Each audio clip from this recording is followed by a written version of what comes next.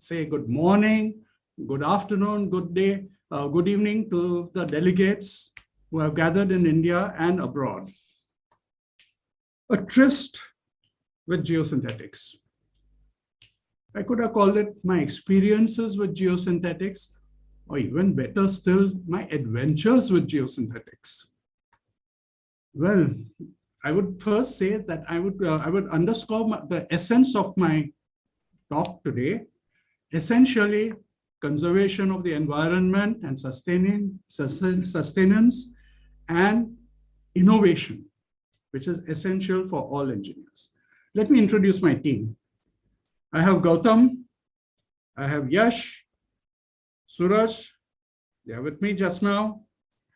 I have Prashant, Harsh, and Pragya, who has done all the running around and coordination. Let me begin. I've been talking about conservation and I've been talking about innovation. So nothing better than starting with landfills.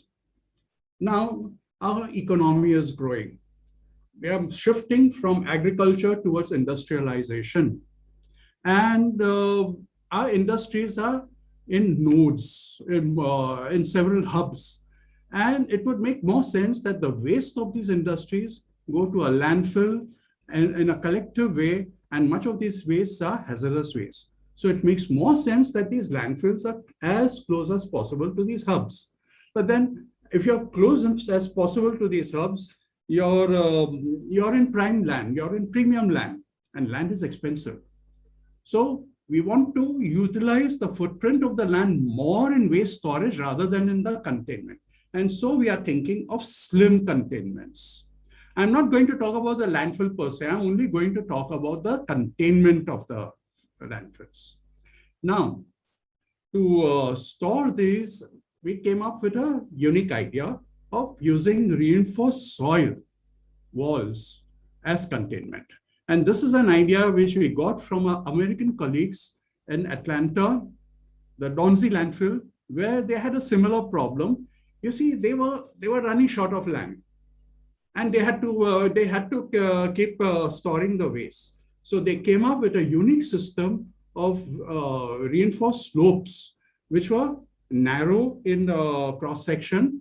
And this is a part of the construction. You will see two transmission towers also in the background. And this is a completed soil basket slope, which you will see over here. And this is how we came up with the idea for Vapi. Now, Vapi Green Landfill, which is in the middle of an urbanized area. Not a good idea, but at the same time, there it is. We had to expand into that. We had to expand for more storages. So already there was 3 cells constructed, but we had to go in for cell number 4, as you would see over here. Now, this is a congested landfill, congested area of Vapi. This is a sort of, I would say, a color key diagram. Now, to the right, cells 1, 2, 3 were already existing, covered and closed. We only had some small space for cell number 4. And there also, we broke up those cells into 2 parts, part 1 and part 2. And we started working on part 2 because that was more simple to construct a containment of reinforced soil structure. In part 2, we had to construct the reinforced soil containment on the existing embankment, which was at that point of time seemed to be a daunting challenge. So this is the key plan which I will be always talking about. And I will be first talking about the southwest, south and southeast, the not being upwards. And on to the right, you will see the typical cross section of that wall. You will see to the right, we've got a concrete block fascia, near vertical, greater than 70 degrees. And to the left, we've got a very steep slope with 2 berms at 5 meters interval, and the berms are each 3 meters. And you will notice that here we've got the reinforcement common for the slope as well as for the fascia. And this idea was given to us by Professor Gandhi, who happened to be the review consultant over there. So this is how we started the construction. This is the inner slope. The inner slope was taken as a wraparound soil bags. And to the right, you will see that we had to shroud the inner surface, the inner slope, with a sandwich of non-woven, geomembrane and non-woven. And the geomembrane had to be very carefully welded to ensure that there is no leakage out of it. Now, coming to the, sorry, I think I've skipped something. Coming to the outer wall. We have concrete fascia, as you would see to the left, the granular filter for removing the water from the system, and the reinforced soil up, behind that. And to the right, you will see the completed wall. What you're seeing is the southwest corner, and just appreciate the curve that we have managed to get with the concrete blocks. Now we come to the most difficult part. The wall on top of the existing embankment to the east and to the west. Now, this was a major challenge. We didn't know the properties of the embankment. So we took the cross-section of the embankment, we did some reverse engineering, and assuming a safety factor of just 1, we determined the soil parameters by trial and error. And we did a design, and we saw that if we are going to place the reinforced soil wall, it's going to fail. So what we did was we stabilized that existing embankment with soil nailings. And this is the soil nailing in progress. Now coming to the east side, this is the cross section. You'll see the soil nailing, the stabilization also of the embankment. To the right, the work in progress. And this is the west side where we had to do soil nailing also. But here we had to remove the loose material and infill with gravel, which have a self-compacting as well as pervious. This is the completed west wall where the embankment was also not shrouded, and we had to do a shotcreting, but notice the weep holes. And it was a very good thing that we had those weep holes. They were very functional during the monsoons. This is the completed structure. This is the completed structure, but then we were told, no, you can't leave the site until you help us screen the existing embankments. That was another challenge. Those embankments were shrouded with geomembrane, which was untextured. You put soil on it, it just slides off. The slope was 1 in 1.5. So you can understand the challenge. So we decided to put geocells, but the geocells also didn't work on their own. So what we did was we had done a project in Ghaziabad, which I'm coming up, in Ghazipur, which I'm coming up a little later. And we laid a geogrid from the bottom. We anchored it right up to the top, and we had to have an anchor mount because, as I told you, cell 1 was already capped. And to that geogrid, we tied the geocells by straps. And this is how we function. We first laid the geogrid on top of the geomembrane, put the geocells and tied them to the geogrids. And here we are, we've got the anchor mold right at the top. You'll see the detail of the anchor mold, and we just wrapped the geogrid around a pipe which was infill. And the mound itself also is reinforced soil because we had no space over there at the top of the cap. And to the right is the photograph of the work in progress. And so we infill the geocells with soil. Of course, to the left, you will see the uncovered geomembrane. And then we had a lush green slope. And we've faced 5 severe monsoons. You know, the Konkan side, the Konkan coast has very severe monsoons, particularly in the past 3 or 5 years. And this is how the slope is standing very well. Now let me come to Ghazipur, which was the predecessor to this idea. Here also, it was a more simple. The slope was not so flat, not so steep. We laid the geogrids. The geogrids were anchored at the top in a trench, and we put geocells and we infill that with soil. Here we are. And at the end of the day, we had a very lush green slope. This project we did with the help of Professor Manoj Datta of IIT Delhi. Now, let us come to the prima donna of this lecture. A very enigmatic personality.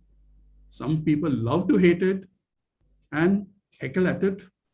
but then it's also got its charisma because thanks to its multifarious application, and it has won many a hearts over the geocell.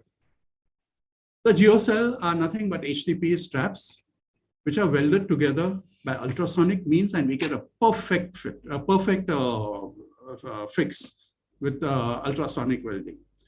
These straps are perforated for free movement of water and dispersion of the pore water pressures, dissipation of pore water pressures, and the straps are also textured for better interaction between the infill soil and the straps.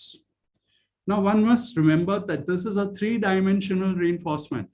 You cannot simplify it as a two-dimensional reinforcement ever, particularly when you're doing mathematical modeling. Now, this, as I said, has many applications, the geocell. It is the most used application is for load bearing and for slope erosion protection.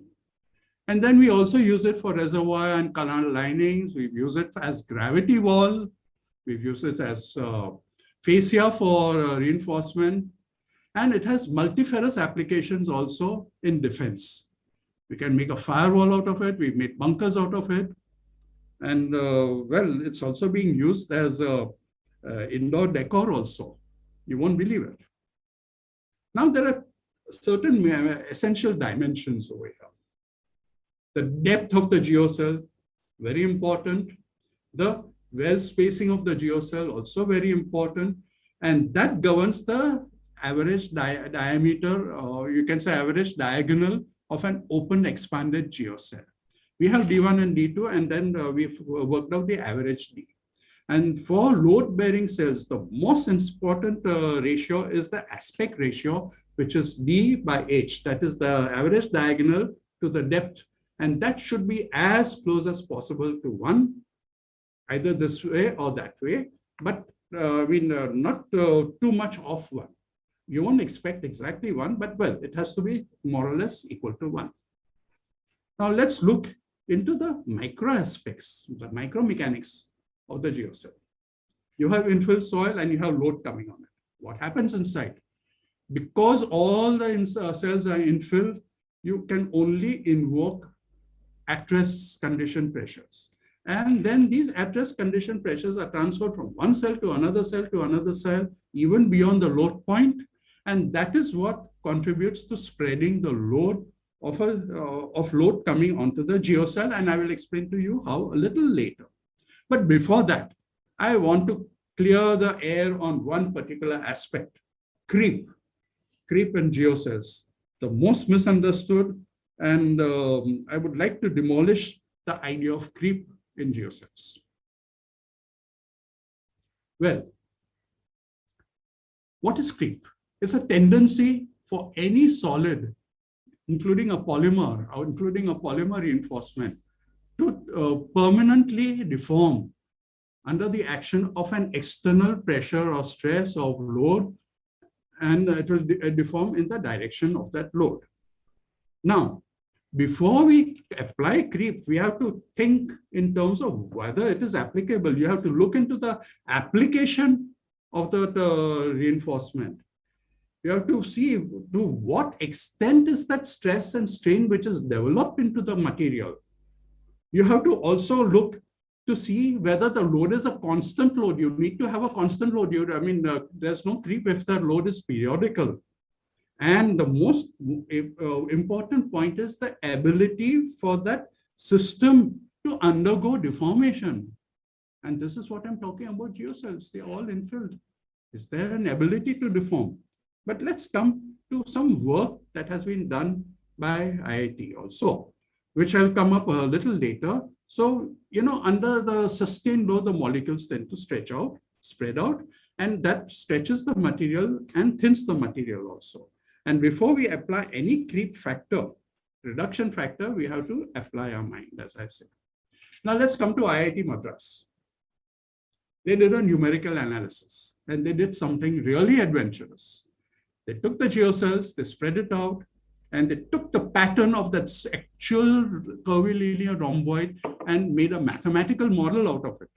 And then they did an analysis on numerical analysis, and they considered a infill geocell. They considered a 300 millimeter diameter plate loaded on it. And what did they find out? You see these three curves over there to the right? They've started with diamond-shaped geocells. They started with square geocells, and then they took that actual pattern, which they made a numerical model out of it. And they saw that that actual pattern gave the least stress in the straps. So what they considered was, suppose the plate deformed by 10%. The settlement was 10% of the diameter of the plate.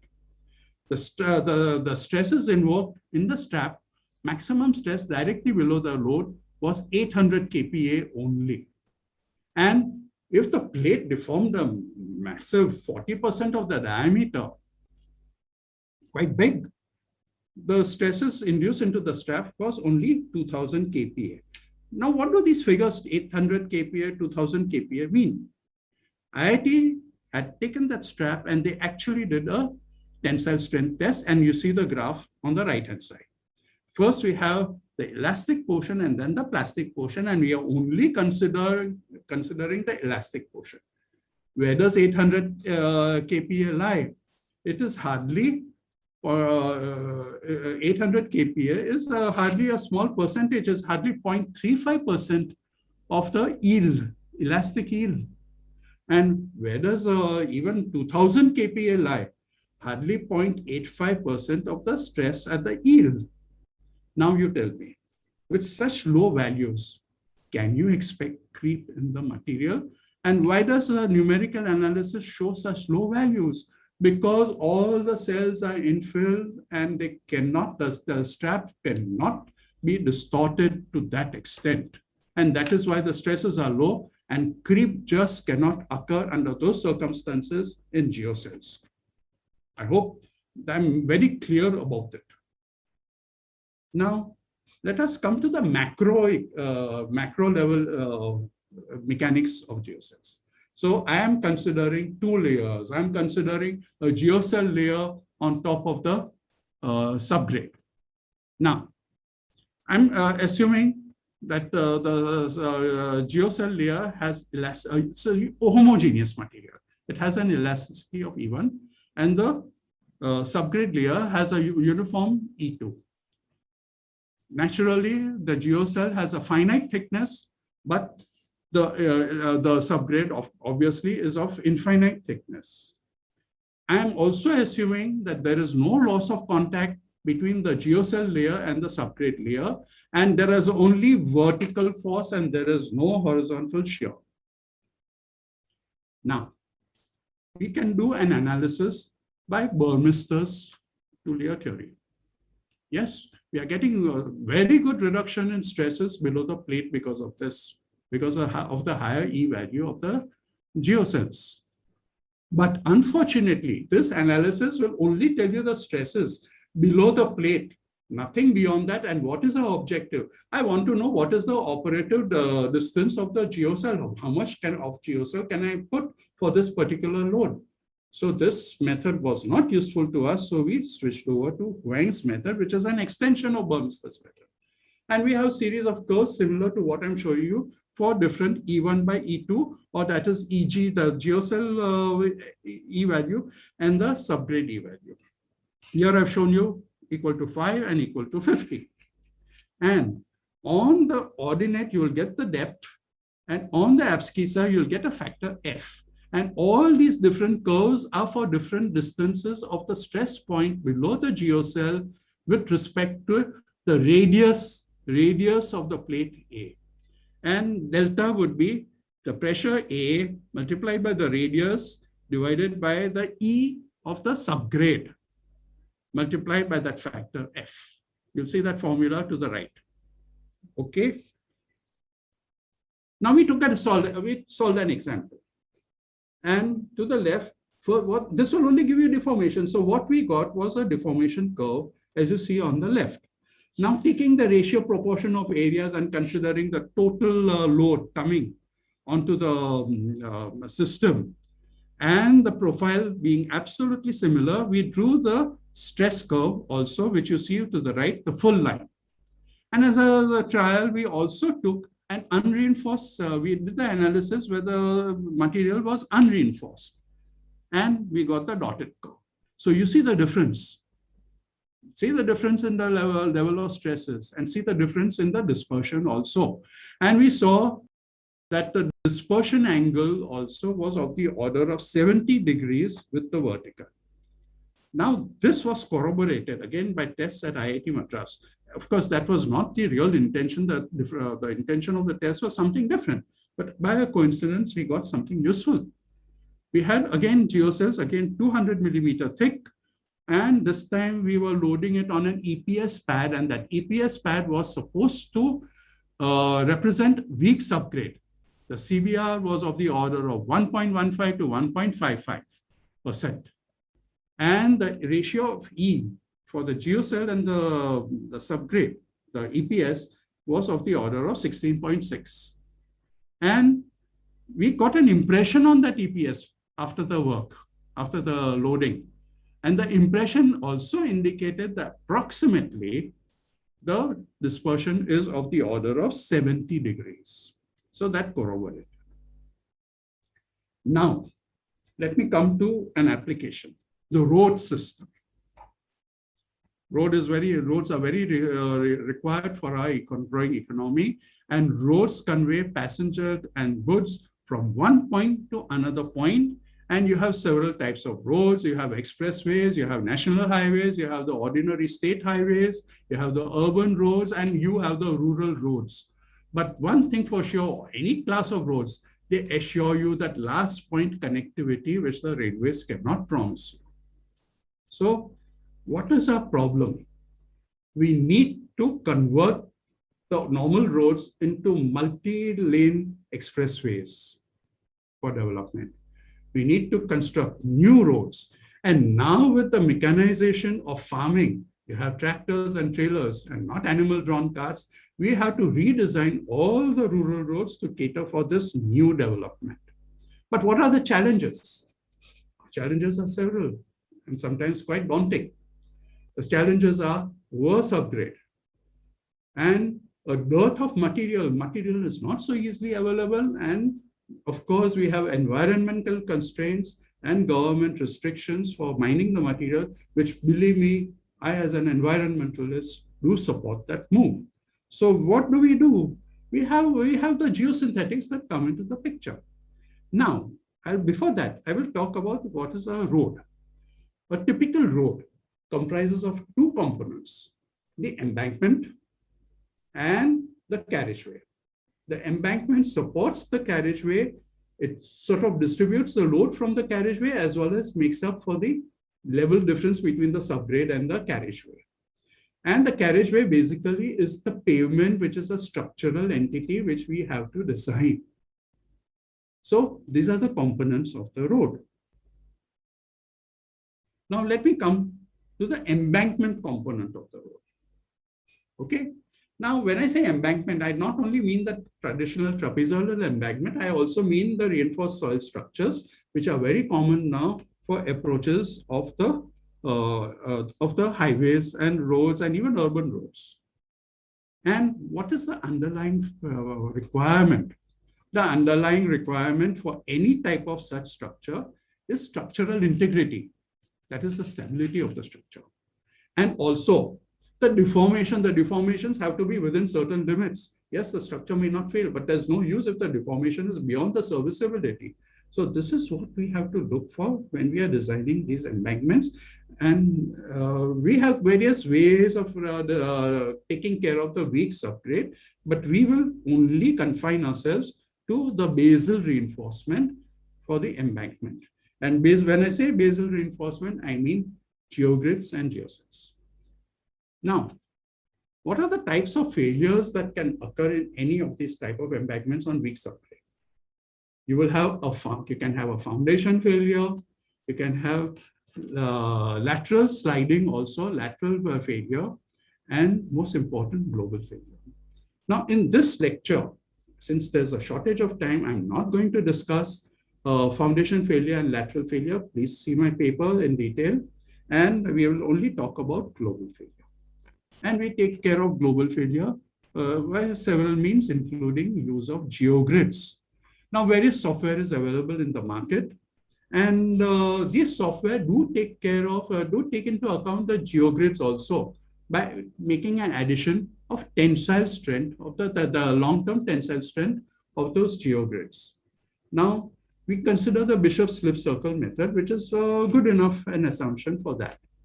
Now, when we are considering the geogrid, naturally, the machine direction has to be along the cross section, but you can use a biaxial in case you're worried about deformation in the lateral direction also. So this is how we would solve the problem. You can use the software, and there it is. The challenge is when you're considering a geocell. Now, as I've said earlier, you cannot consider geocell as two-dimensional, so all these techniques do not work. But the advantage of geocell is you can consider it as a layer. And we don't consider one layer of geocell, we consider several layers of geocell as per the requirement of the design. Now, one point I would like to make it very clear. There is a school of thought that if I have infill material and I consider apparent cohesion because of the confinement of the geocell, you cannot consider that apparent cohesion because once the strap breaks, there's no confinement.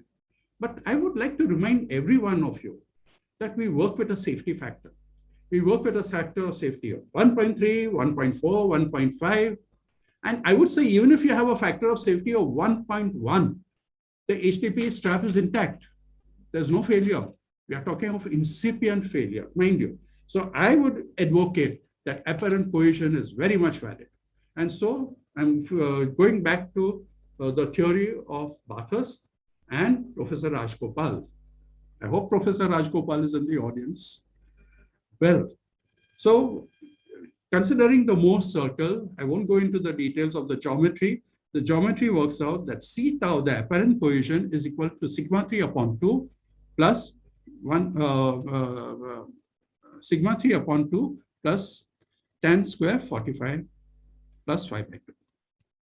Now, sorry, not plus, but multiplied by tan square 45 plus 5 by 2.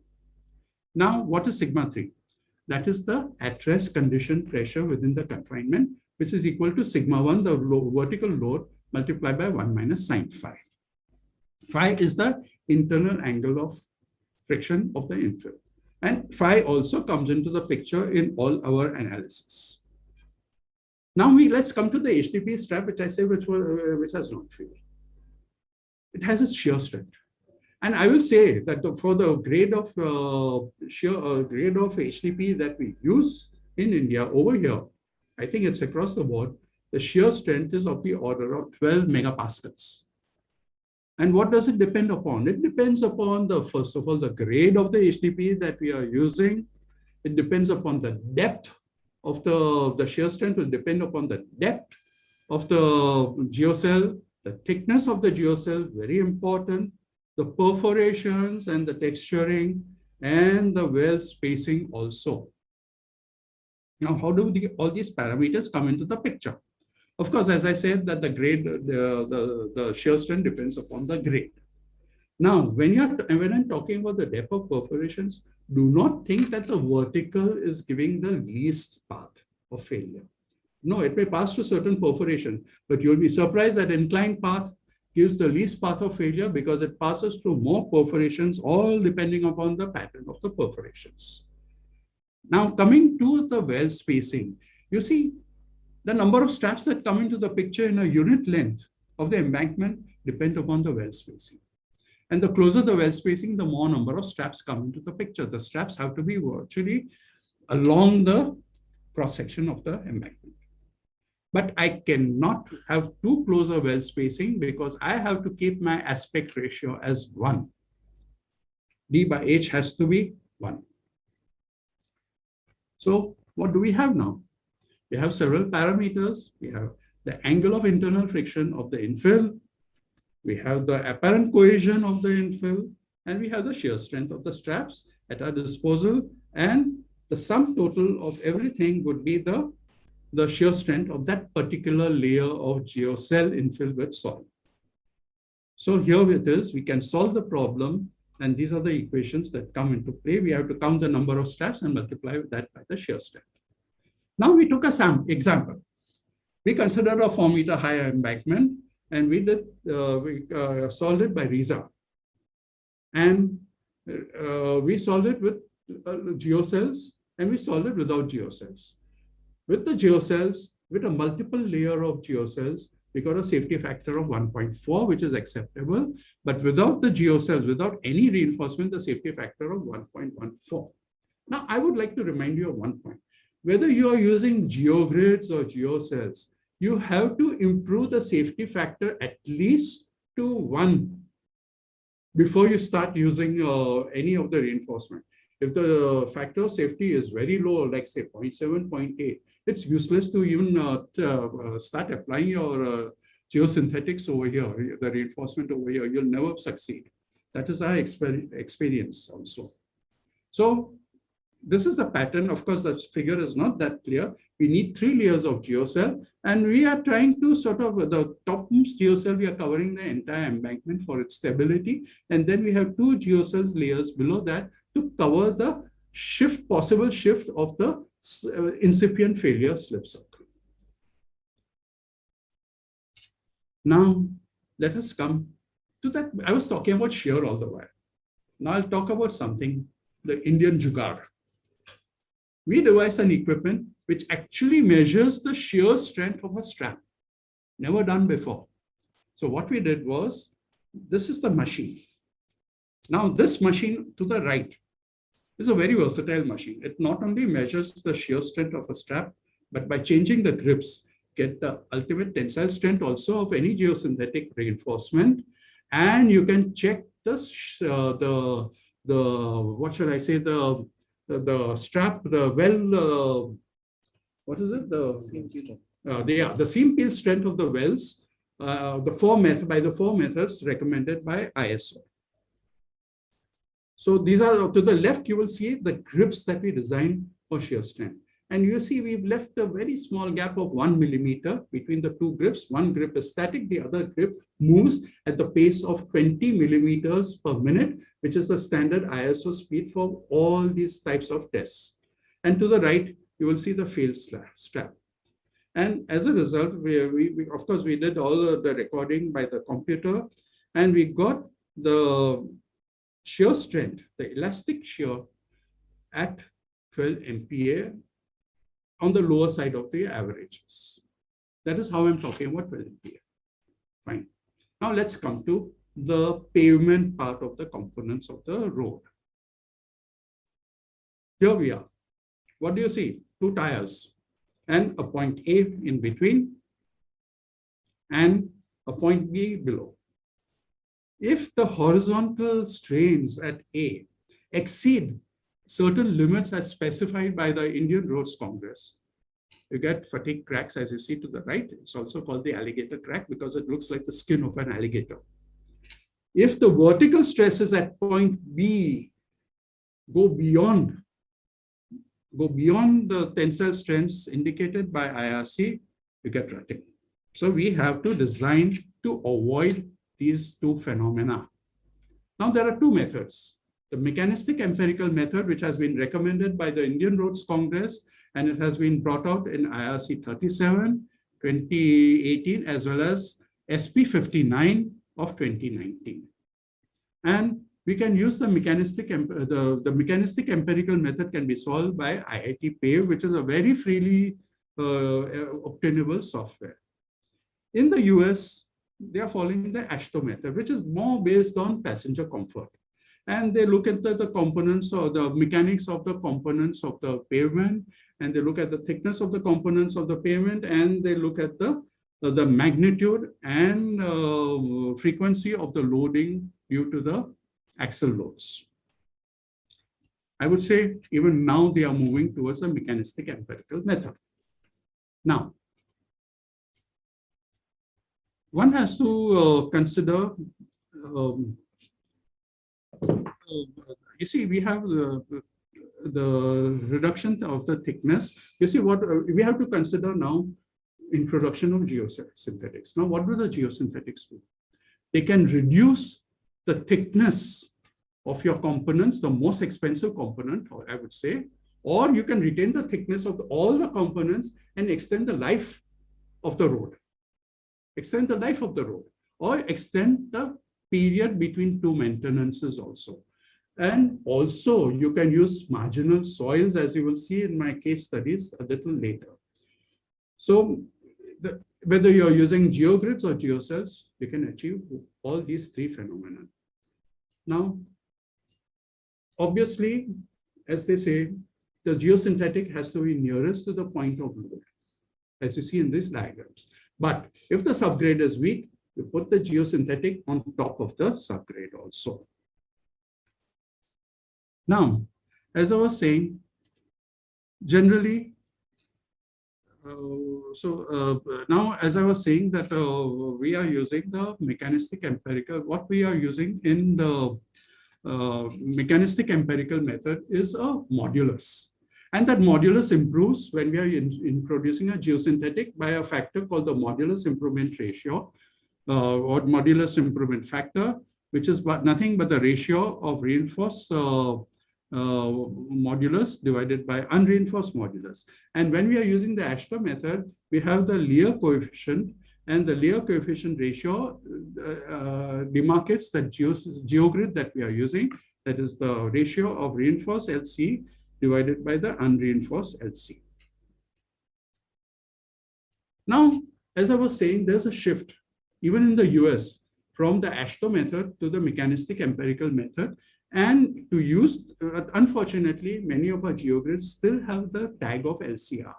So we have, in my previous paper, I have devised the method by which you can relate the LCR to the modified modulus. And that has also been fortunately picked up by SP59, which if you refer to the code and to the paper, even the current paper, you'll get how it is done. Now, coming to some case studies. Let's go to marginal soils. We've been talking about marginal soils and nothing worse than the Rajasthan desert. You try to move heavy equipment. Of course, we are very near the border. So you try to move heavy equipment like tanks on that. And the speed is deterred. You try walking on the sand in the beach and you'll know what I mean. And the speed is also deterred and you raise a lot of dust. So we have those geocells. We infill the geocells with the local soil only. We just stamp it over with a bucket of the loader. And we saw that the tanks could move over at a much faster pace and with raising very little dust. And the dust sort of is a telltale thing, which tells you that there is some movement. And by suppressing the dust, you can move quietly. Now we also have another case of marshes. It's a different problem now. Now, you see, if you move a vehicle in the marshes, you get such ruts. Oops. Yeah, you get such ruts. Now, not only ruts, but the equipment can also get bogged down. So we took a 300 depth geocell infilled with the soil nearby. And you see the heavy tank, a 70-ton tank, is moving very freely on this, and also a wheeled vehicle. And if you see the comparison, first we have an unreinforced section, and then we have a reinforced section, and the truck has moved over both, and you see the difference over here. Now comes our price case study. For this particular case study, we won the Construction Times Award. Now this, let me take you into Assam now. At the Assam-Tripura border on NH44, in April 2016, right up to September 2016, we had incessant rain. And the 500 meters of that highway was completely ruined, as you see on the right-hand side. No, and this was the only lifeline for Tripura by land. And the vehicles just could not move, and Tripura was facing a crisis. Now, this is best illustrated by this. You see this vehicle? It had to be pushed by a bulldozer. And guess what the CBR of this material would be?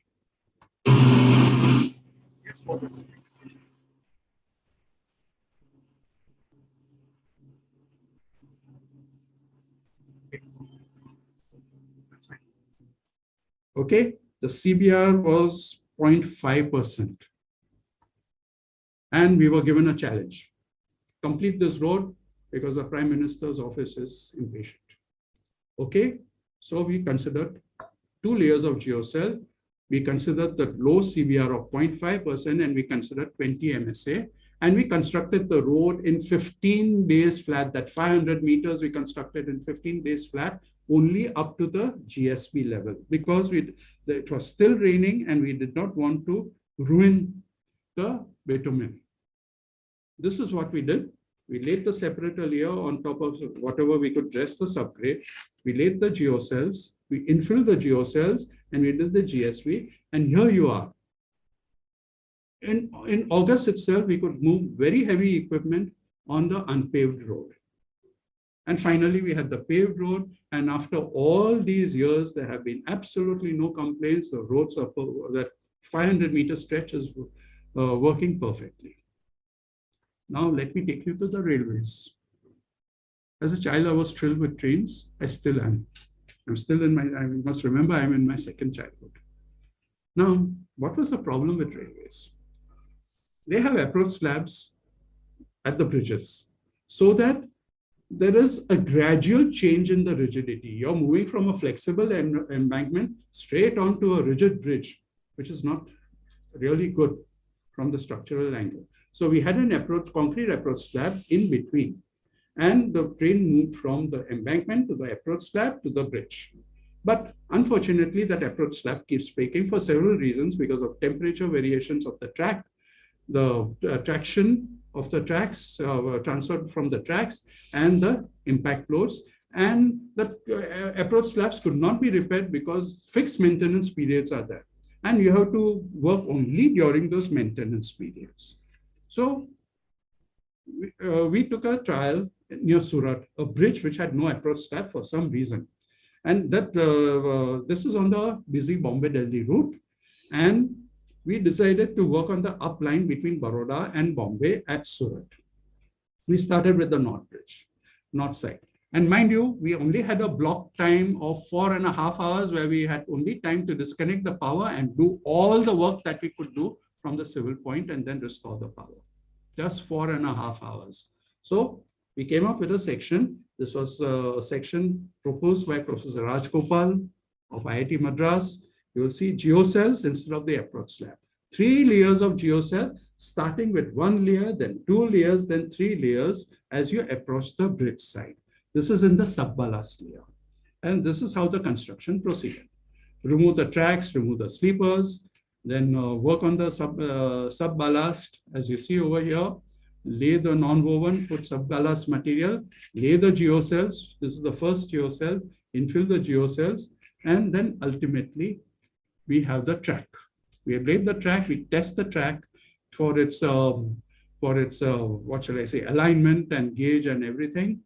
And we also have this, what we call the tamping express, a unique machine which tamps the ballast and it boxes the sleepers well within the ballast.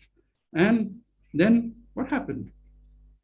We could move the passenger train. We started with 15 kilometers per hour, and then we shot up to 160 kilometers per hour gradually. It was a success story.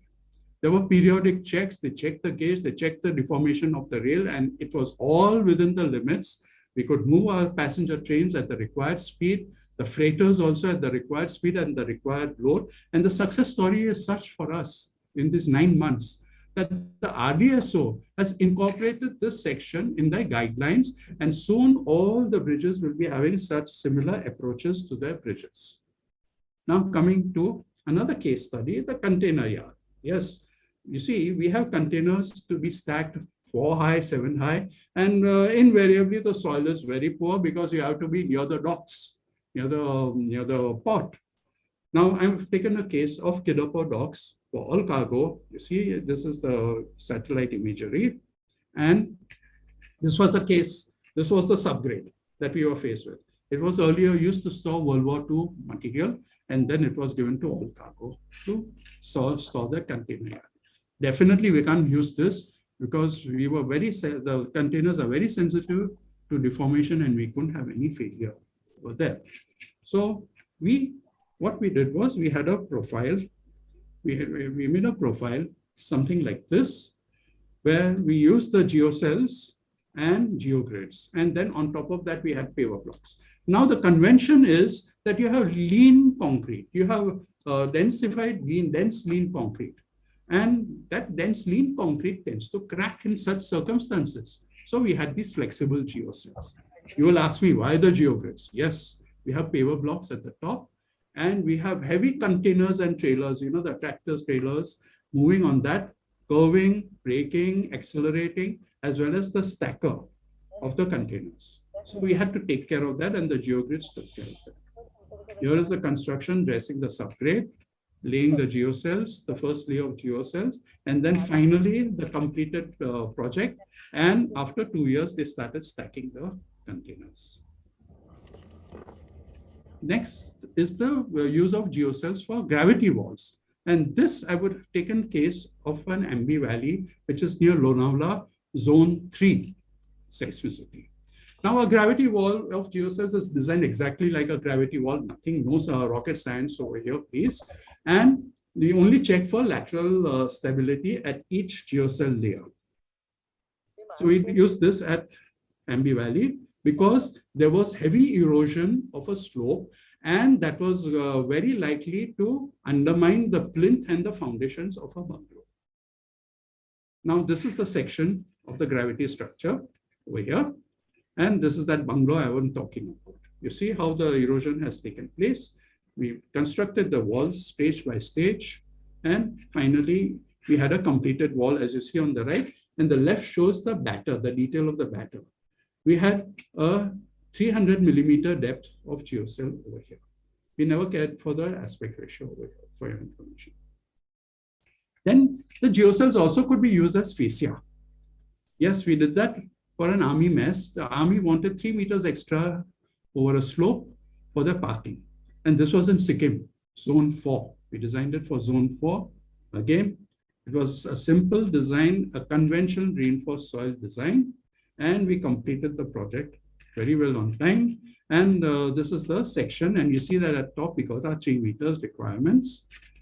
Here we are, the construction and the completion. And we couldn't get the final picture because of security reasons. Now, coming to a check dam. Yes, we constructed a dam out of geocells. Can you believe it? This was a part of a CSR for Heidelberg Cement in Satpara in Madhya Pradesh. They wanted to construct dam for elevating the groundwater for the villagers, for the farmlands around. They tried earth structures, but they were washed out immediately because of the rainfall. So we resorted to geocells. This is the stream that I can show you to the right, but during the monsoon, it's no longer a stream, it's a gushing brook. This is the cross section of the dam, 3.8 meter high, and you must notice that we use heavy duty pipes, it's concrete pipes as spillway. And if you see the profile, we've got a trapezoidal section, a channel to the right as spillway to supplement the pipes. So the construction went on, we infilled with soil, but the outside layer was with concrete to make sure that there was no erosion. This is how the completed structure looked from the upstream side. This, the first filling of the water, filling out the water after the first year also. And then this is the recent satellite imagery of the dam and the reservoir behind. Recent means this year.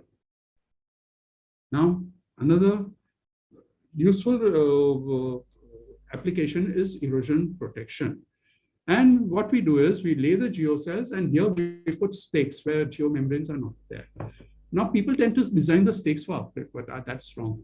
We have to design it for the lateral force. So what we did was we assumed that the stakes were like laterally loaded piles, and we applied Brom's method, and that's the way for different diameters of the stake we worked out the length of the stakes. The detail you'll get in my paper, of course.